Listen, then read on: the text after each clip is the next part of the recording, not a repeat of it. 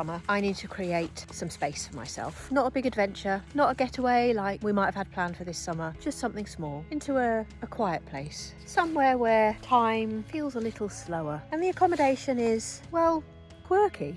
Welcome then to my Quirky Stays series, in which I'm choosing short breaks that are gentle, thoughtful, maybe a little unusual, where I can think, walk, rest and just be. Each stay will be short but carefully chosen. A little glimpse of nature, maybe a treehouse nestled in the woods, an old railway carriage with wildflowers growing up the sides, or a cabin shaped like a mushroom. I want places that aren't trying too hard. Places that offer peace and quiet. Maybe how do I put it? A soft landing. Yeah, peace, quiet, softness. Maybe I should say that this isn't about finding a distraction or running away from everything, but it's about finding quiet spaces to help process what my life is now. And I'm at my first one right now in this beautifully wonderful, dense, quiet woodland.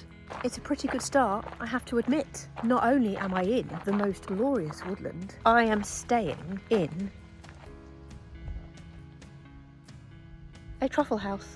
Is this not the cutest cabin you've ever seen? It's like a cross between, well, obviously a truffle, as in the sort of truffle that a wild boar might find in the ground, a conker, an acorn, and a spaceship. It's made of wood, it's been hand built. I met the guy who built it. And it is just absolutely gorgeous.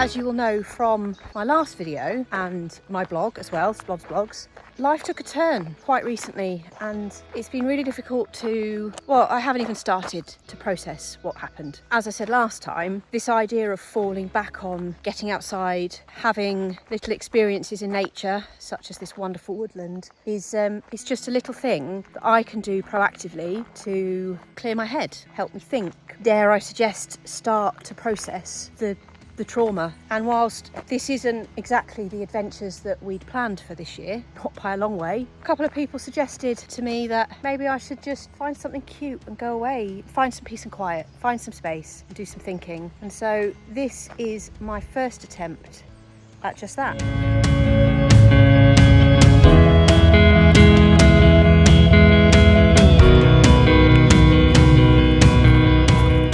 What else can I tell you about this gorgeous place? There is this lovely lane through the woods. There are 4 or 5 of these truffle houses. The truffle itself is the bedroom. There's a bed and some chairs and a hammock and stuff in there. Attached to that, there's like a covered camp kitchen type setup. At the entrance, which is just up the lane, there's this extra hut here. This is the only place where it's on grid, if you like. All the rest of it's off grid. There's a bathroom or shower room for every one of the truffles. Private one, but it's all together, if that makes sense. And also a sink and a fridge as well. So let me show you that first. So as I say, this is the toilet block bit, and as you can see, each one of the bathrooms has a little sign, and I am in hush. I'll let you in. Hello, hello.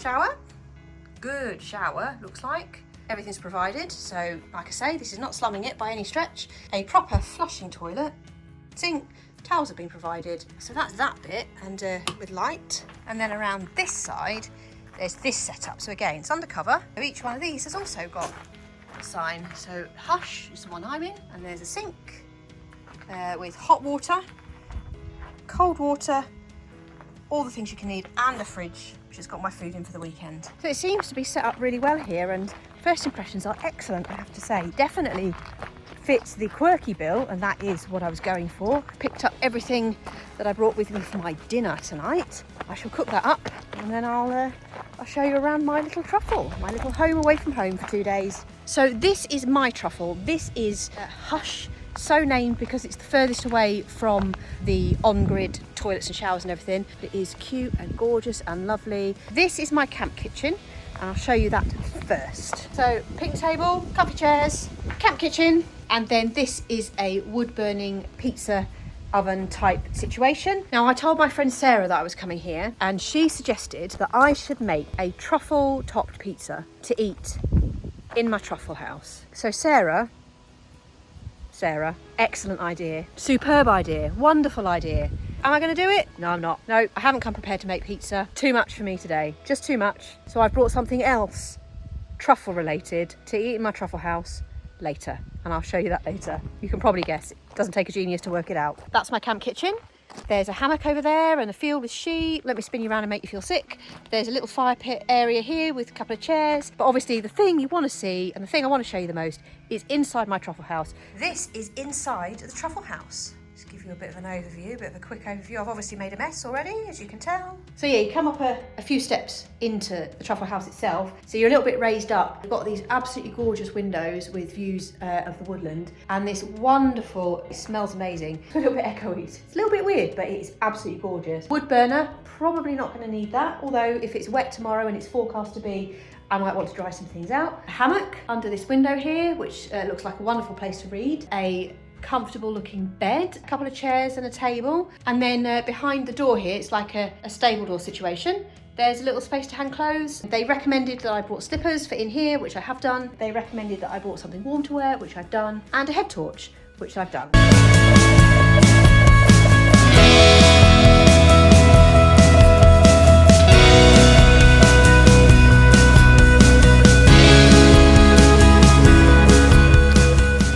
Good morning everybody. I slept so well in my truffle house last night. Comfortable, cosy. Honeydown is a really nice place to come and stay. Let's go and make a cup of tea. I've just been to pick up the milk from my fridge, and I will talk about my plans for the day.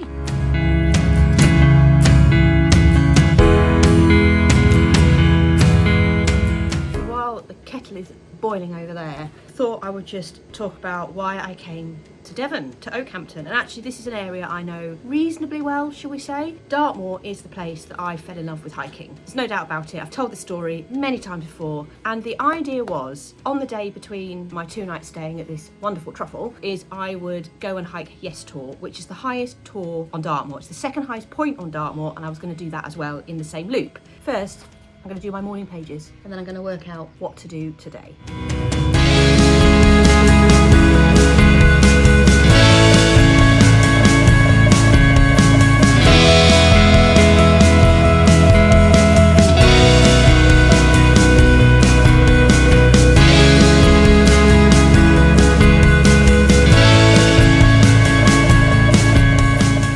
Sadly, the weather has chosen this weekend to break, and that is the way it goes, isn't it? And I just have to put up with that. Now it's not terrible, and it's certainly, I'm in woodland, so it is raining, but it doesn't matter, does it, when you're in woodland? So, you know, never mind. But anyway, on the moors, it does look like the weather is not very fun. Not terrible, but not very fun. So I had a look at the mountain forecast, and it says at 600 metres, which is the height of Yes Tor, we're looking at 35 to 45 km/h winds, and we're looking at 6 millimetres of rain before midday, and then we're also looking at a cloud base of 200 metres. Now, considering the hike would start above 200 metres, that would mean I'd be in cloud the whole day. And again, that's not awful, but that potentially means no views. Can you hear the rain now? It's coming through the trees. I am seriously considering going anyway and just having a look and seeing how far I get, making that decision to bail if I want to bail. I don't know why I'm unsure. Well, I do know, I'm unsure because I am struggling to make any kind of decision at the moment, and I think that's perfectly normal based on what I am going through at the moment, but I need to make sure I'm making sensible decisions. When you are hiking on moorland, that's even more important. I'm on tea number 2, and I've made a flask and I've made a decision. I'm going to go anyway. I've had another really good look at the weather, and I've decided that whilst it might not be the best day, and I'm disappointed about that, and maybe the disappointment is kind of fueling the, I don't know if I want to go, I'm going to go anyway. I'm going to park up at Meldon Reservoir. I can see the hills at that point. I can decide whether or not Yes Tor is the right choice. If it's not, there are other hikes from that area, and I'm going to stop waffling because what you want to see is scenery.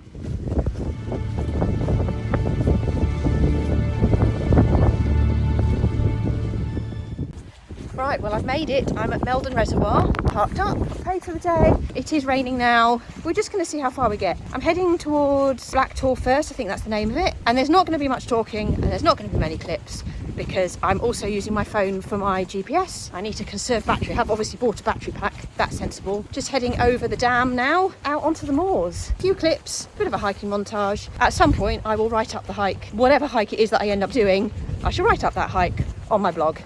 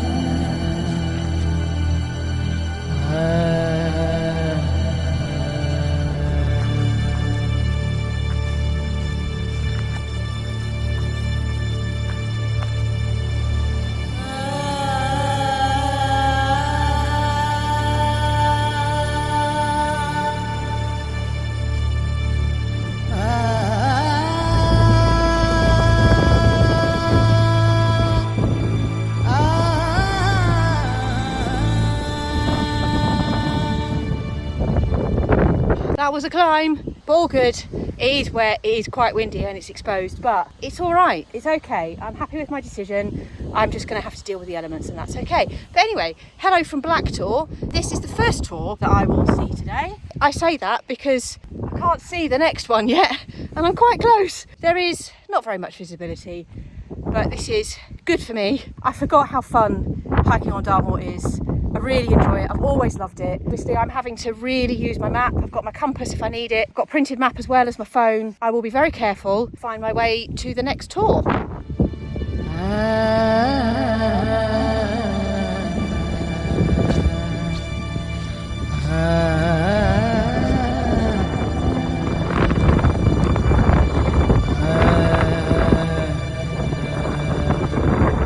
And this is Fordsland Ledge.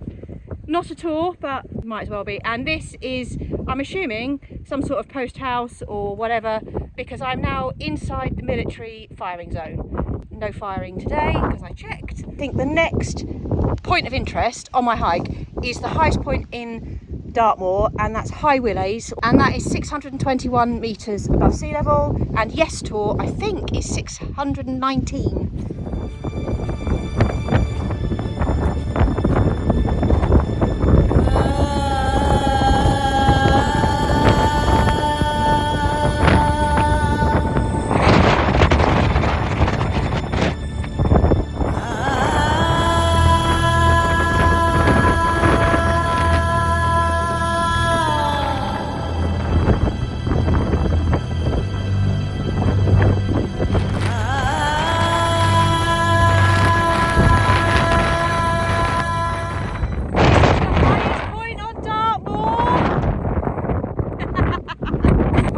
Having fun, I promise.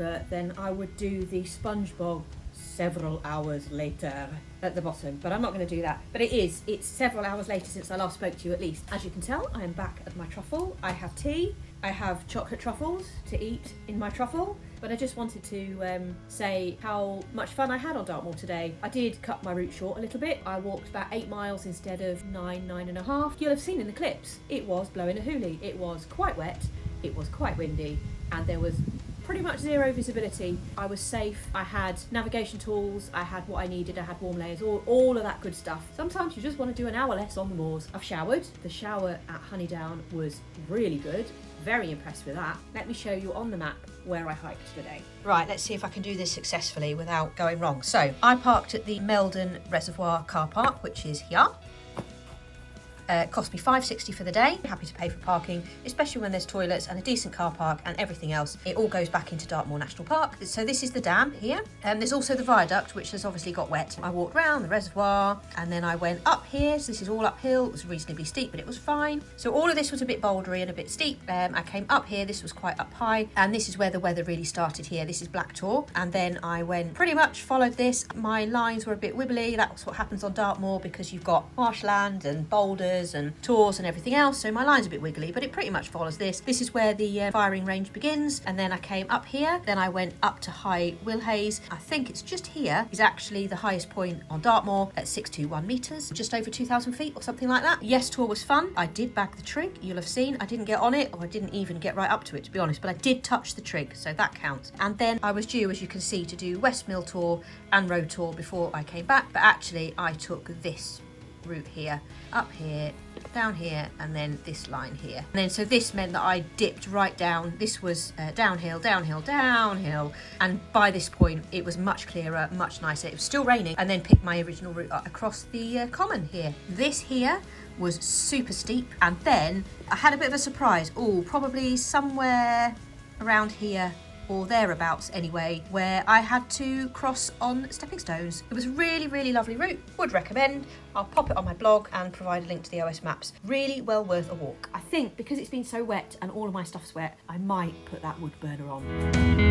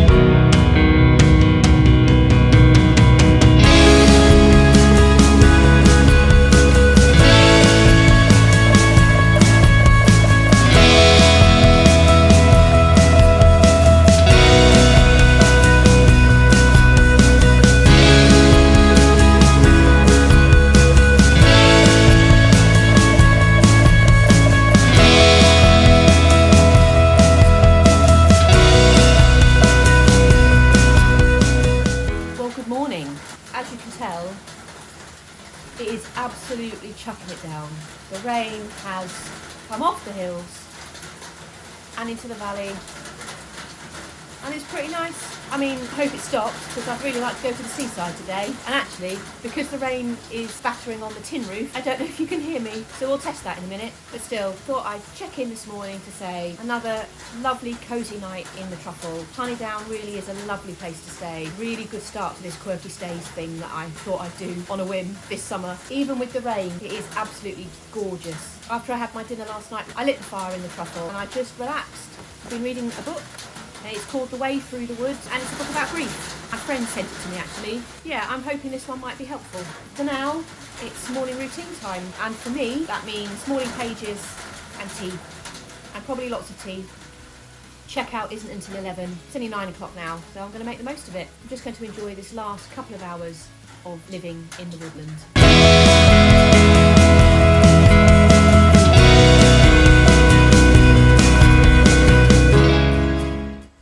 So before I pack up and sort all that stuff out, I thought I'd just reflect a little bit on this weekend and my first quirky stay, sort of hunkered down here at Honeydown in my truffle house. Lovely weekend. It had everything I wanted from this short break. Something really quirky, which I loved. Yeah, it's been really fantastic. And the truffle itself has been really comfortable, lovely and cozy. It's actually quite big. I'm surprised how big it is. And far from a traditional sort of glamping hut or like Hobbit house or shepherd's hut, it has a touch of luxury about it. There are things that if I had furnished this space, I'd have done differently.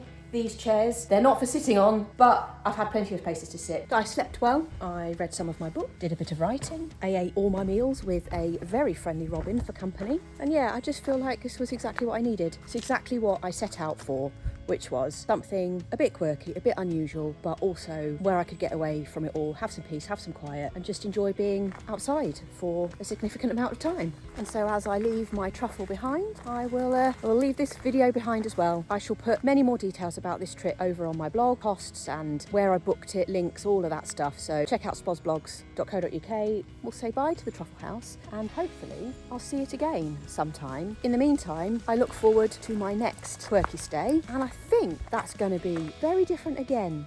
See you next time.